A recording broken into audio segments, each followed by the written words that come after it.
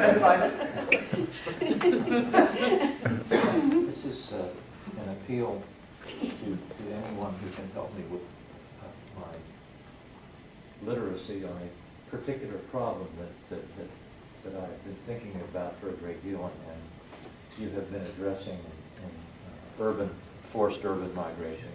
I've been thinking, all week about labor and place and space, and Houston's image on Thursday night of the urban housing project as the 21st century of a vertical slave ship just haunts me.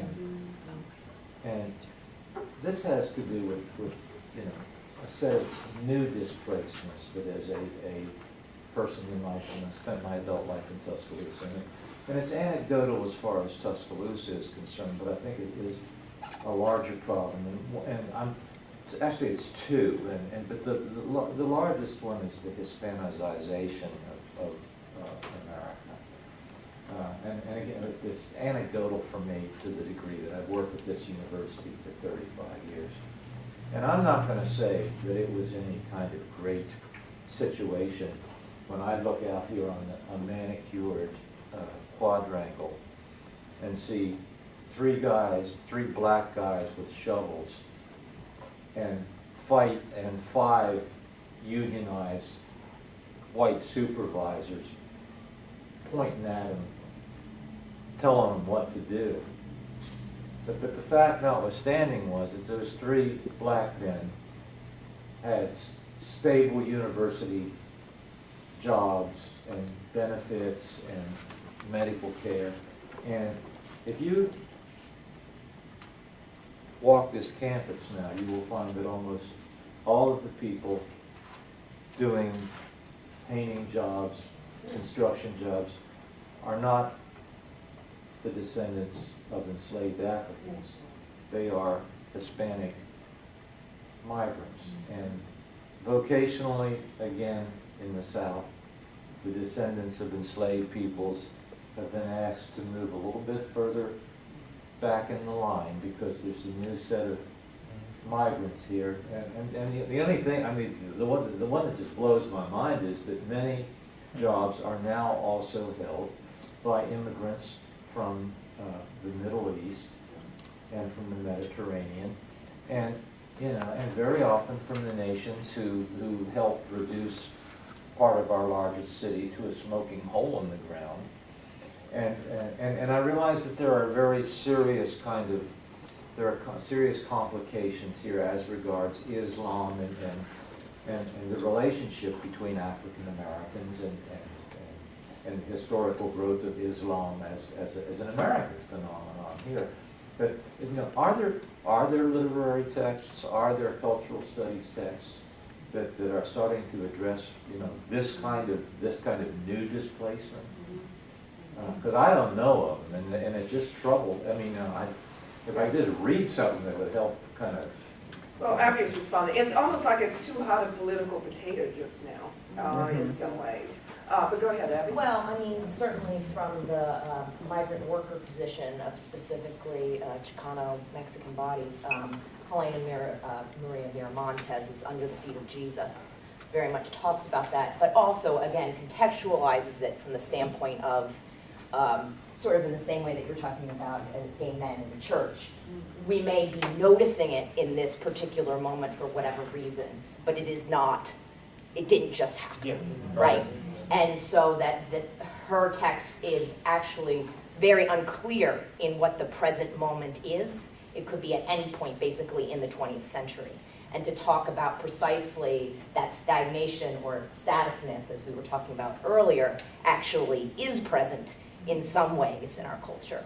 And so I think that's a very important book that addresses that issue of migrant workers and that concept of when migration becomes permanent, when it isn't just that you've been displaced, but that you are kept on the move, and then that's an important part of your disempowerment.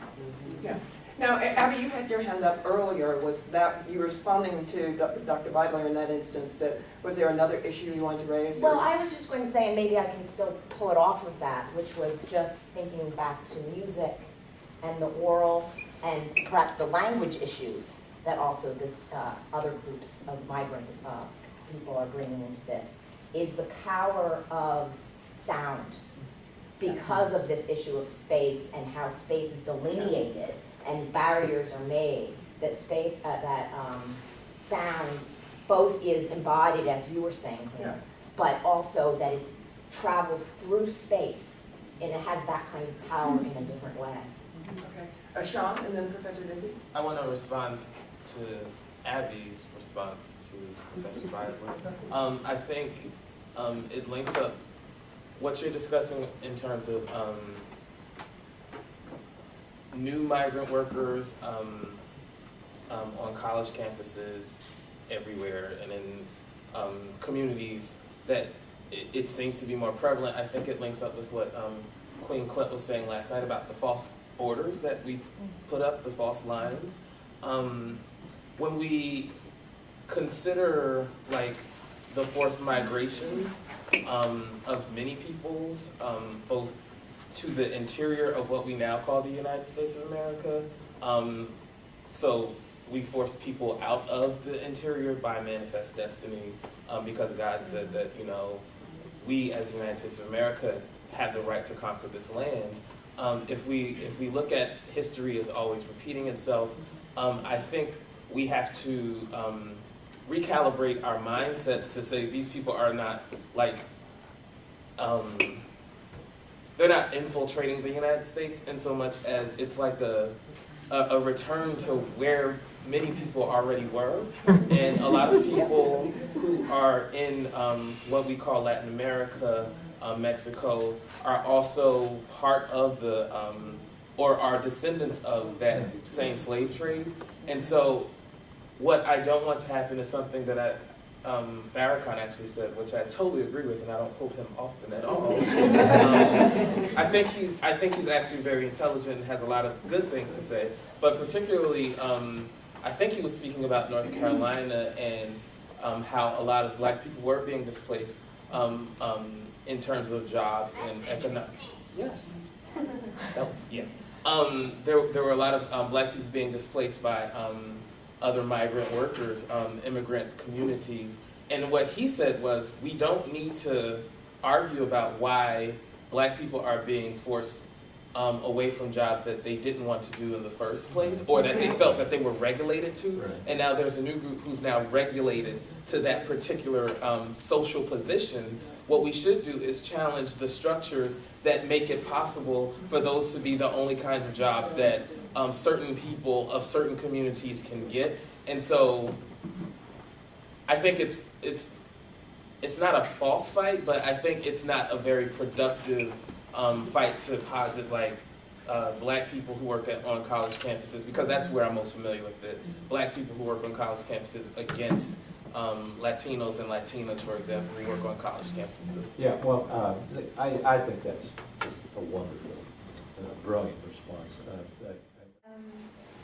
I also had a really good time listening to the presenters.